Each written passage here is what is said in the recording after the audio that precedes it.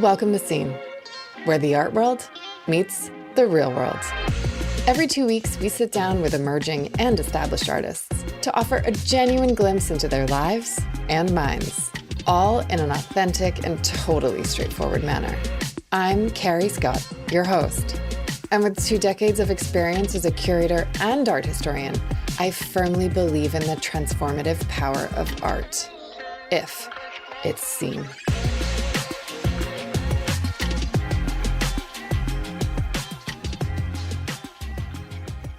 Have you seen Wilma Woolf?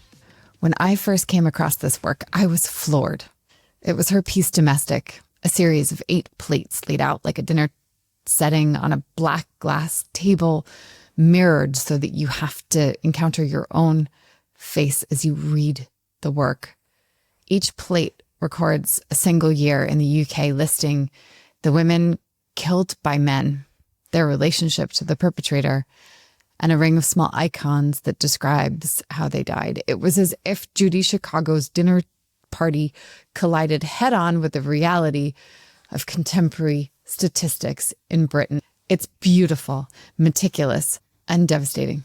In this episode of the podcast, I finally sit down with Wilma after 2 years and near misses and sliding doors moments to talk about how that work came into being.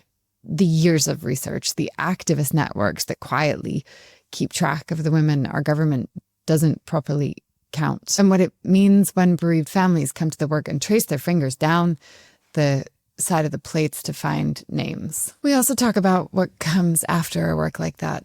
How do you move forward when your breakout piece is a major, era-defining artwork about male violence, one that's shown at Parliament, at the V&A, at Richard Saltoun Gallery, and yet you wish with every fiber of your being that it didn't need to exist at all. Wilma talks to us about her new project, Temple of Safety, which is a quietly radical attempt to write a kind of Bill of Rights for intimate relationships. We get into art history, policy failure, why language like domestic is so misleading, and how art can shoulder the burden of starting conversations that we don't know how to have. This is not a light episode, but it's full of clarity and care. And I honestly think we are very lucky that Wilma Woolf is making the work she's making right now. For obvious reasons, Wilma has asked for her face to be obscured throughout this podcast. I hate that this is necessary, but I understand all too well. And now, have you seen Wilma Woolf?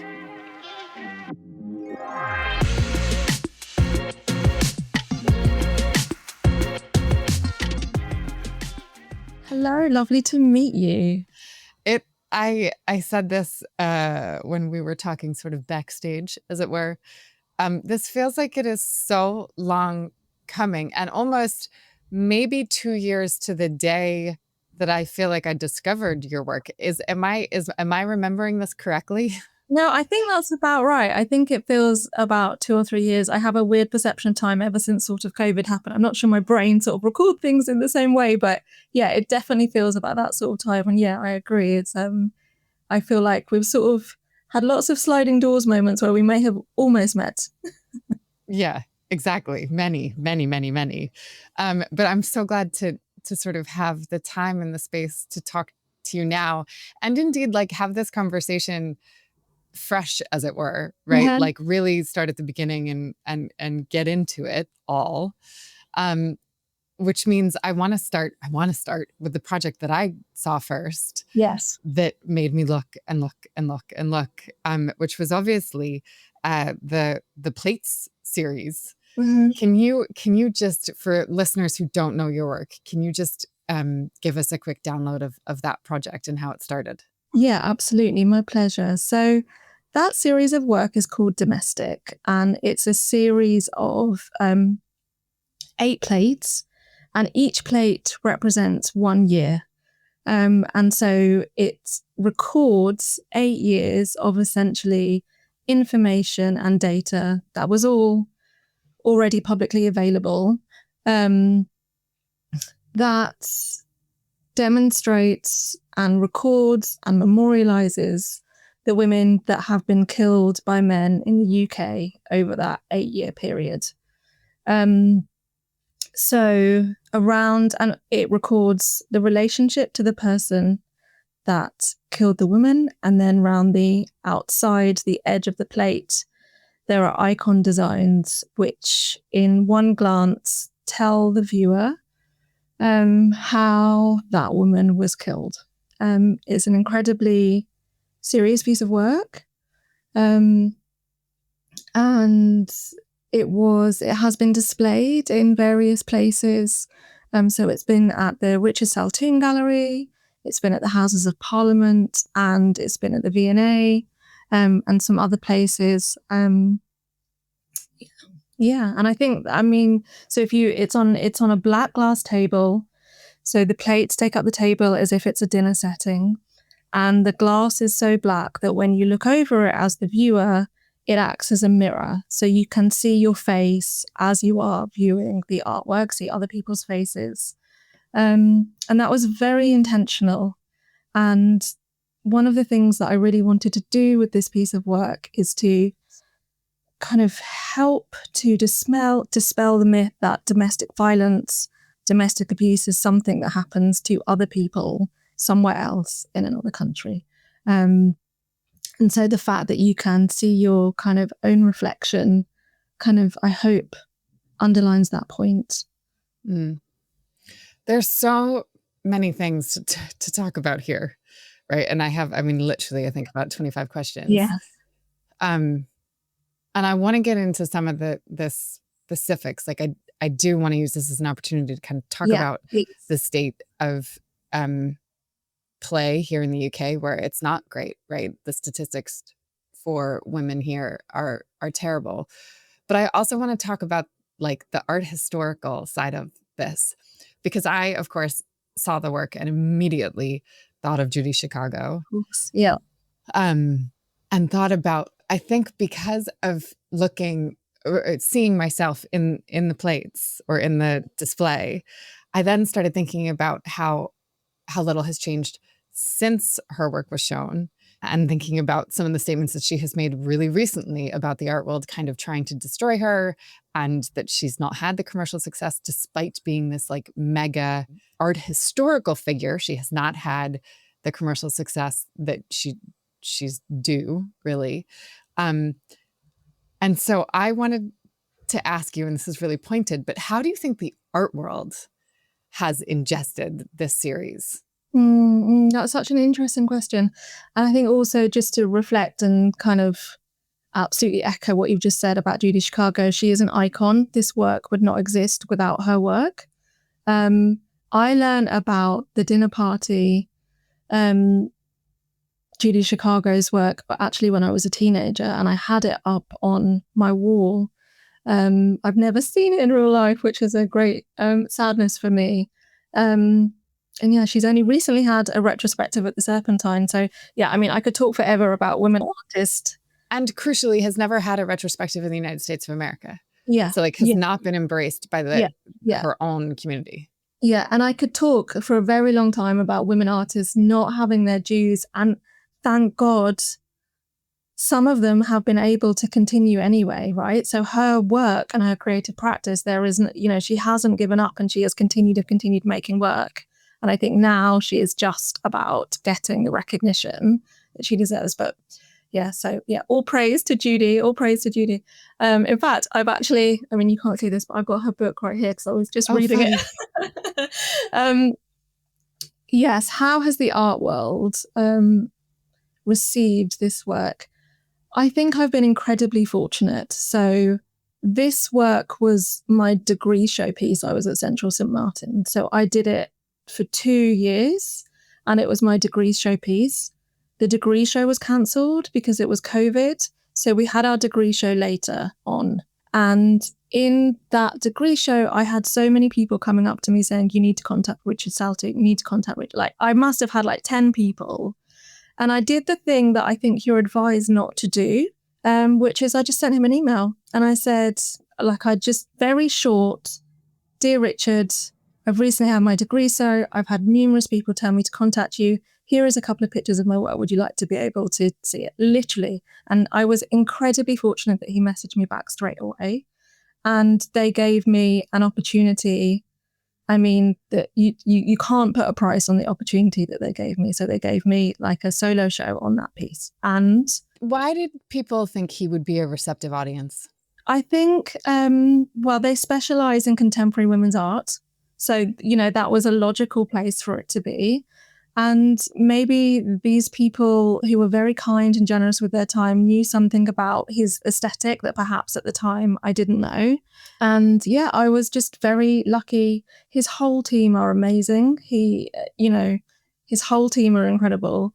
And I think one of the things that they did that gave me so much, I guess, confidence in the work is that they not only gave it a space, but they handed over for, a night, their space to me. So I actually had I set up an entire panel. So, this work really isn't kind of about me at all in any way. I often say I wish it didn't exist. But I knew I was able to make it. I knew I was able to face that challenge of making it and the 2.5 years it took me to collect all the research. So they gave me that evening and that space as well. So I set up a panel and it was packed to the rafters that night. Like, there was standing room only. I'll never forget it. And I think one of the things that it demonstrated in response to your question is how much people want to see and talk about these difficult issues in the art world, because it makes no sense that it's not in every institution. It should be in educational institutions, it should be in government, it should be at the V&A, and I'm not talking specifically about domestic, I mean all work that kind of reflects women's rights, human rights. I think sometimes pieces of work can kind of act before us. So they can take up the mantle of having that difficult conversation, that starter. They can take up the mantle of having the starter of that conversation because it's there. So you don't have to introduce it as the person, the artwork introduces it. So it takes that burden off you. And I think that is, definitely one of the reasons why I make the kind of work that I make, because I just think anytime that burden is taken off the individual, but you can have that conversation, that's a service. Mm. So do you then describe your work as kind of being social activism or political, or how when you're framing your practice, do you say you're a political artist? Because domestic was obviously a very political piece. That's a really interesting question. I think as an artist, I'm quite uncomfortable with labeling how my work should be interpreted. All I know is that I have an ability to take a lot of research and a lot of data and work at it until something exists where people can have that conversation. And then however people want to interpret that, that's up to them. That is kind of, obviously their freedom. And I think that's how I would describe my work, is trying to bring these pieces of work just into existence, basically. And acting in that service to just try and bring them into existence. And if, they're received in any type of way, I'm grateful for that. I genuinely am grateful for that. How did the series start?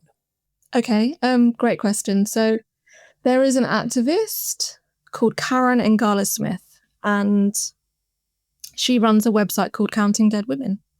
And unless you are kind of in the sector, or if you're an activist or kind of already in that world of violence against women and girls, you wouldn't necessarily know about the website. There's no reason why you would know about it. And she has done a tremendous service because the government doesn't count or record this data. So there is no place where you can go and see a record of all the women in one place that have been killed by male violence. Certainly when she started, I mean, Jess Phillips MP stands up every year on International Women's Day, and she reads all the women who have lost their lives to male violence that year. And so then I think there's a record in Hansard. But if it wasn't for that, and if it wasn't for Karen Ngala Smith, especially, she's been doing it for, I think, over a decade, recording the names, they would be nowhere. so I was very aware of this website, and it is literally just a list of women's names, and she collects them literally through scouring news reports, newspaper articles, and then she places the link. But it's literally a list of names. And so I always knew that I would want to do something with that list of names, because they should still be here. Those women should still be here. And they're not. And, you know, it's something that plays on my mind and keeps me up at night. And knowing that there is nowhere to collectively grieve or acknowledge their lives that they should have had. And so that's where it started. And I went through many, many, many iterations of what it could be and how I could use that data. So, you know, I was thinking of kind of stitching the names or kind of cushions, or, you know, there was so many iterations until I landed on what it had to be. And it was just one of those things where as soon as I visioned it in my mind, I knew that that's what it would be. I just knew instantly. And we have such a grand tradition in this country of ceramic design. So we have the pottery. So I used to live up that way. So I'm very familiar with the potteries and kind of the tradition. If you go to the V&A, you know, you can see plates from 100, 200, 300 years ago that have icons round the side of the plate. So I wanted to sort of breathe life into that. It's instantly recognizable because it's existed in this country, you know, talking about history references for hundreds and hundreds of years. And I have a very old book, which has icons of all the old ceramic factories and their initials. And yeah, it all sort of stitched together. But there's a couple of really interesting things that hadn't occurred to me before. Mm-hmm. But this idea in the UK of sort of collecting plates, you know, decorative plates, and there was someone who was saying, oh yeah, my nan used to have them all in this cupboard and you couldn't really use them, but they were just, you know, they were really special, and gold leaf around the edge. And I can remember, you know, my grandmother had that too. So there's an interesting thing you said, a place to collectively grieve, but this idea that people would take one of your sculptures, I'm not going to call them plates, sculptures, you know, and sort of have it, live with it, be faced with it all the time as this kind of monument, I think is really beautiful. But then the parallel, just to go back to good old Judy, you know, who was writing in an art history that didn't exist, mm-hmm. and is still writing in an art history mm-hmm. that doesn't exist, and that you are doing the same thing. That you are giving us space to recognize the magnitude of loss, right? I think it's just extraordinary. The tough thing here is while I want to celebrate you, and this is just a tension that's inherent in the work and the strength of what you've done, I'm also just acutely aware that this is so heavy.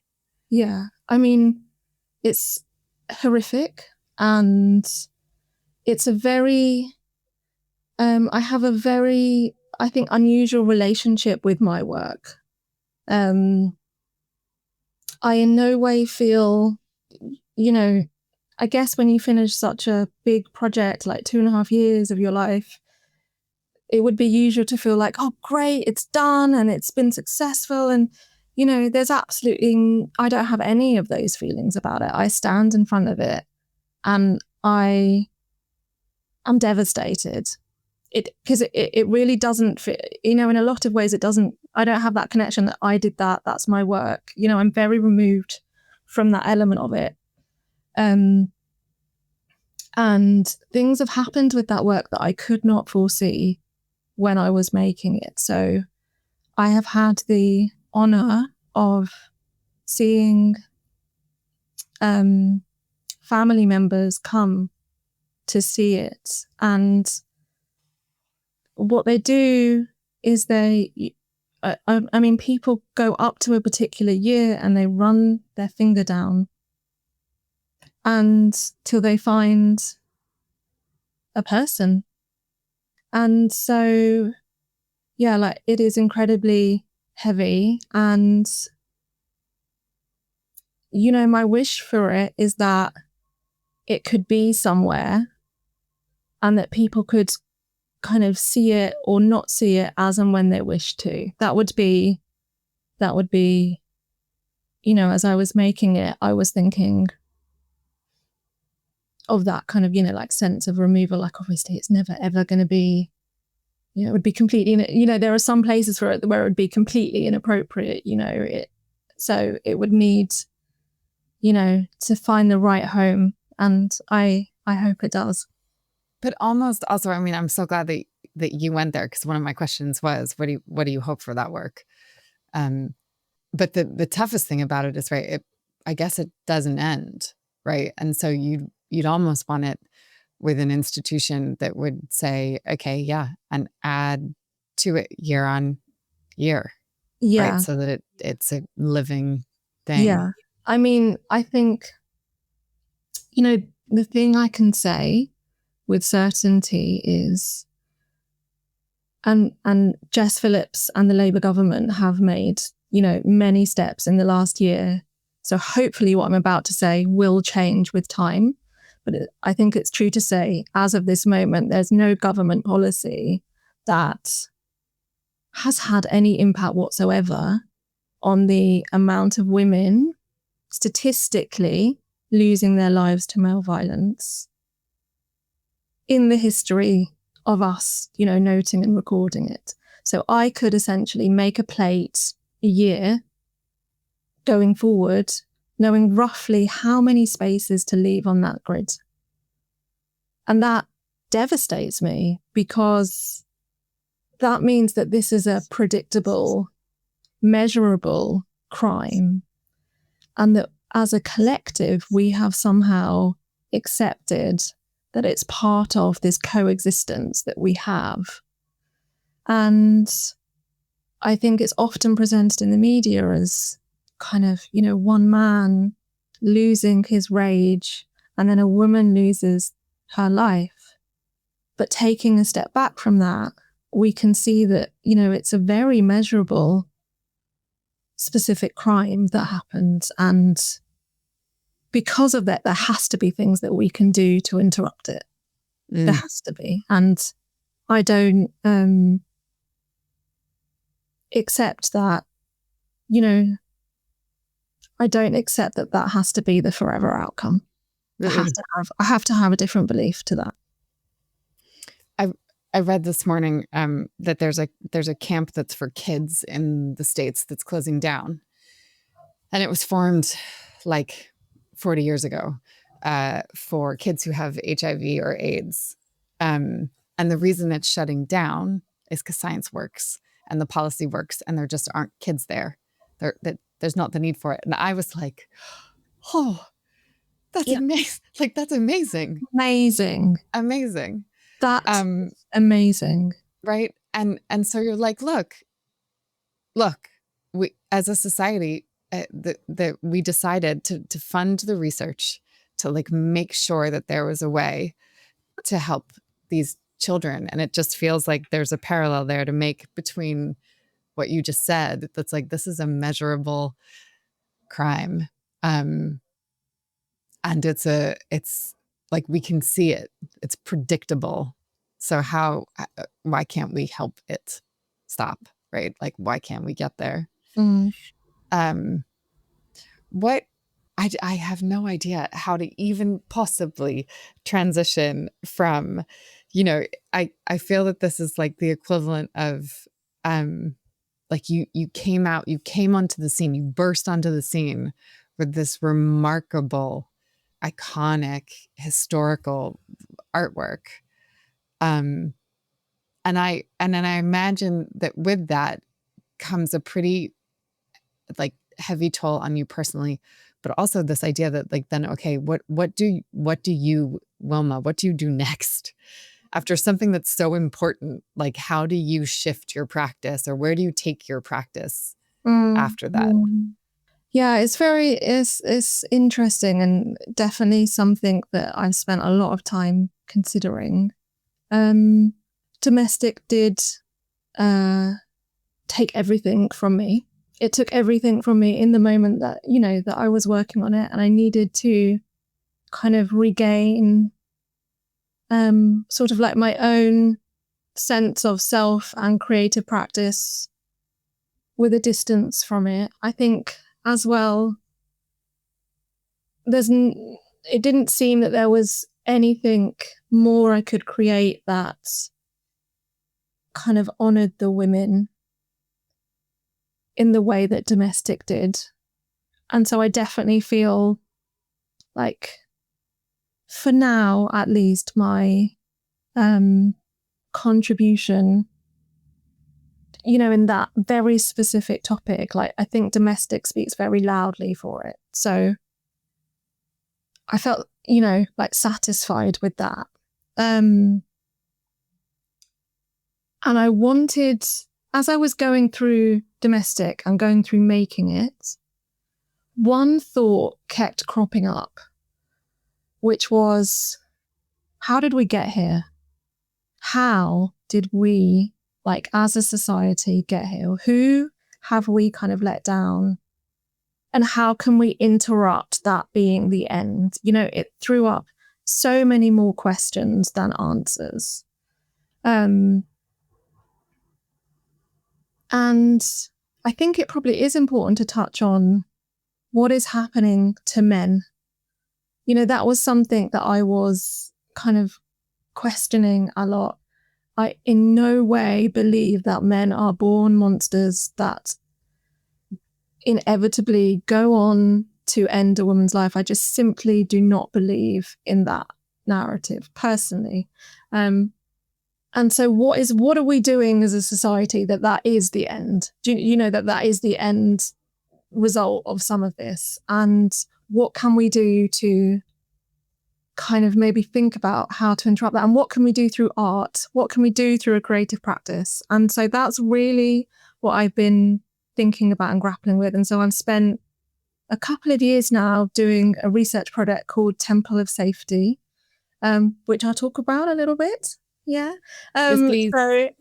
So that's basically what I've been working on. But again, it starts with research for you, right? So always research. Yeah. So, and there's sorry, go on. No, and you were looking specifically at this like UN Declaration of Human Rights. Correct. Yeah, correct. So I then looked into it because I saw that and was like, wait, I don't even know what this is. Yeah. And it's newly drafted. I mean, you tell us. Okay. So I was thinking about how confusing it is. Truly confusing to be in a relationship that is abusive, and how much shame and how much it changes kind of like the very core of your beliefs about yourself, about the world, until you are very, very trapped, not just trapped financially, but also trapped cognitively and emotionally. And so I started looking into, well, what rights are we meant to have within relationships? Where can I go? Where's a list that where I would learn, okay, but this isn't okay and this is okay. Where's the clarity, right? And there was lots of information, and there's, like loads of research to do with like domestic abuse and what have you. But I started thinking about that notion of, okay, if you have a UN Declaration of Human Rights, and we can talk forever about why that is achieved and why that isn't achieved. But the fact is that the document stands. So anyone in the world can look at that document and know, these are what my rights should be. These are the rights that I have just because I'm a human being. And I looked into very heavily, I totally geeked out into how that amazing document came into play. But more than that, how like disparate countries that represented different views of citizens and their own rights could possibly come together to agree that. And that really was the basis of my new work, which is Temple of Safety, because I thought, so I'll just segue briefly into a little story. There was a point where when they were drafting the Declaration of Human Rights, they got stuck. So all these people, these incredible jurors, politicians, they'd just been through two horrific world wars. Diplomacy was kind of like at its height because it had to be. They got stuck because they simply couldn't agree even what a citizen was, right? So it felt very, very out of reach. And I don't know if it was something about the time or if it was being drafted in France, but they got a philosopher in to help them unblock this deadlock, right? And the philosopher said, are there not crimes that are so great that everyone, and I'm paraphrasing, that everyone can agree on the crimes? And are there not things that are so shameful that no one would stand for them? And that became my standard when I was drafting what I was drafting for Temple of Safety. So Temple of Safety is a set of 16 documents, 16 articles. So they're just sentences that are kind of based around 4 individual pillars. And, that is very similar to how the UN Declaration is drafted. So there's 4 pillars, and each of the statements of the rights that you have are under each of those 4 pillars. So the pillars in the Temple of Safety, which is this newly drafted piece of work that I've been working on, are a right to exist without fear, control, or intimidation, the right to agency within your own home, the right to freedom of speech, and the right of the freedom to be yourself within a relationship, and the right to fulfillment of your own life and your own wishes outside of the relationship. And then under each of those pillars, there are statements which are written in the positive, which kind of underline how those rights exist. So I'll just maybe worth me so that they sort of sound like you have the right for your intentions and actions to be viewed without suspicion. Or another one would be, you have the right to leave your partner if you are unhappy without fear of what they may then do in retribution. So there's statements like that. There's 16 statements like that. And then what I did... They're just to... Yeah. They're also... They're so considered, right? Yes. To the point that one of them says that you have the right to experience life. And I think experience is the most important word in that statement. Like what you've managed to do with this body of work. And so they appear in what I saw, the mock-ups I saw, there are these giant billboards, black backgrounds with white text. So they're aesthetically, they're literally black and white. Mm-hmm. Like there is no nuance, but then the sentences are so layered. So this one in particular, it says, you have the right to experience life without being physically, mentally, or financially abused. Mm-hmm. And then there's an asterisk that says, this looks like being hit, harmed, scared, intimidated, controlled, or coerced. So it's like, read it again. Mm-hmm. Think about what that really means. And for me, the word experience is the most powerful word in that statement. That it's like you are allowed, you are supposed to, you should have the right to experience life without those things. Mm-hmm. Exactly.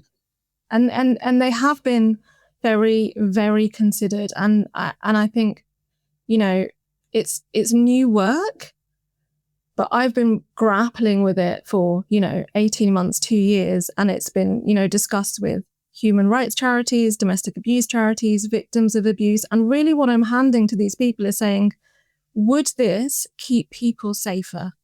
And I could not have done this without doing domestic. So, when you asked, how do you move on? Domestic taught me that people perhaps have a gray area of where they don't know their rights that they should just have are being slowly eroded. It's not on the first date. It often isn't on the first date. It's often a little piece of yourself taken away bit by bit. It's 1,000 little cuts, right? Until you are living a life where you're not allowed to experience those types of freedoms. And I think there's also this perception that, oh, well, if I didn't get hit, if I didn't get kicked, if I am allowed to have my own bank account, if, then it's not really abuse. There's this grey area. And I think what this work, my hope for this work is, even if it clears up that grey area for one person, like, that's, for me as an artist, like that's what I'm trying to achieve. It's not bigger than that, it's literally just, can this work help clarify all of those areas of grey so that that these are rights that you should have literally from the second you start a relationship. And I think, some people have seen the work and they've reflected on the relationship they've had with their parents, or the relationship that they had with, I don't know, a stepdad. There's one that talks about demeaning language. You have the right to live a life free from demeaning language that puts you down. And I think a lot of people have experienced not having that right. Mm. And where does it say that you should have it, I guess, is where I was trying to come from. So yeah, thank you for saying that they are considered, because I have tried to ensure that they are as considered as I personally can make them. I'm sure there are things that I've missed. No, but I do. I love, look, I love that aesthetically it's like, no, this is black and white. Like, there's right and wrong here. And then that there are these layers inherently within the texts. I think they're so clever. One thing I wasn't clear on, though, is, do they exist yet? Are they in the process of becoming, like, where are they? Yeah, that's a really good question. So yeah, they all exist at the moment, kind of like digitally. And I'm in the process of trying to figure out how to get them up onto billboards. And I'm quite far along that process. So it's quite exciting. And, I'm working with sort of like various partners to kind of breathe them into existence. I'm not sure at the moment if it's going to be like a slow burn or if it's going to be one big kind of campaign. I'm not sure which it's going to be, if I'm completely honest, but maybe by the time this podcast comes out, I'll have a clear idea. We'll have the answer. So we could correct it underneath. But and I think it's important to say that, there are three outcomes to this. So it is this campaign where it's billboards and awareness raising. And I'm also producing kind of a poster of them, which people, if you're from like an educational establishment or something like that, schools would be able to download them. I think it's really important that we start talking to, obviously everyone about this, but like you were saying earlier, like the more spaces we can fit this work into, the better. And then I'm also creating kind of art objects, which relate to the statement. So yeah, it's an ambitious task. It like weirdly gives me so much hope, though, that one, there are partners who are excited to bring this out into the world in the way that I was like, why Richard Saltoun? Like, we'd love him. Why? Tell me why we started with him. Or I just had I did an in conversation with Christian Levitt, who collects female photographers in depth. And I, sitting with him, I wanted to be a bit skeptical. He's a finance guy, and he's very open about the fact that, like, he did this because there was value in buying the work of female artists that he just couldn't find in any other sort of sector of the art market. And he's like, I can go buy a Tracy Emin, or I can buy a great modernist artist who is a woman, but I can't, I'm not going to get my hands on Jackson Pollock anytime soon. And so I kind of wanted to hate him because I was like, oh, this is just that's a finance play.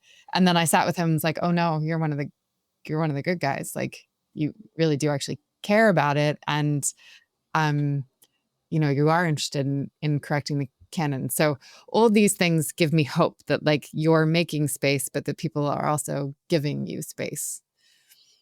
Because as you say, right, what's the point of art, I think, inherently is that it allows us to have conversations that we wouldn't have had because we hadn't thought of what we were looking at, right?